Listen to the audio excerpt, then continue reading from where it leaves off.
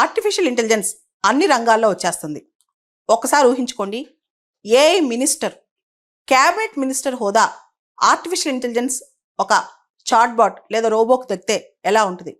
అలాంటి పరిస్థితే అల్బేనియాలో స్టార్ట్ అయింది.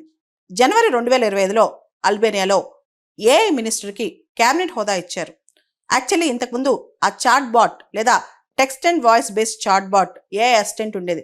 అది బాగా పనిచేయటంతో ఏఐకి క్యాబినెట్ మినిస్టర్ హోదా ఇచ్చారనమాట అల్బేనియాలో.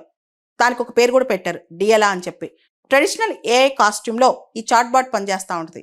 రకరకాల ప్రశ్నలకు ఆన్సర్ చెప్తూ ప్రజాసేవలో నిమగ్నమై ఉంటుంది. అంతేకాదు రకరకాల డాక్యుమెంట్స్ పబ్లిక్ అందజేస్తూ ఉంటుంది అనమాట. యాక్చువల్లీ అల్బేనియాలో విపరీతమైన కరప్షన్ స్టార్ట్ అయింది. పారదర్శకత కోసం అంటే ట్రాన్స్పరెన్సీ కోసం, దాంతోపాటు కరప్షన్ ఫ్రీ గవర్నెన్స్ కోసం ఈ ఏఐ మినిస్టర్ని తీసుకొచ్చారనమాట. దీనికి క్యాబినెట్ హోదా ఇచ్చి గౌరవించారు కూడా.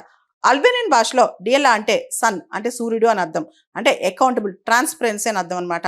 యాక్చువల్లీ అల్బేనియా 2030 కల్లా యూరోపియన్ యూనియన్లో జాయిన్ అవ్వాలనుకుంది. దాంతో ట్రాన్స్పరెన్సీ, కరప్షన్ ఫ్రీ గవర్నెన్స్ అనేది అక్కడ చాలా ఇంపార్టెంట్ అనమాట. యూరోపియన్ యూనియన్ స్టాండర్డ్స్ ప్రకారం అల్బేనియా గవర్నెన్స్ కూడా ఉండాలి.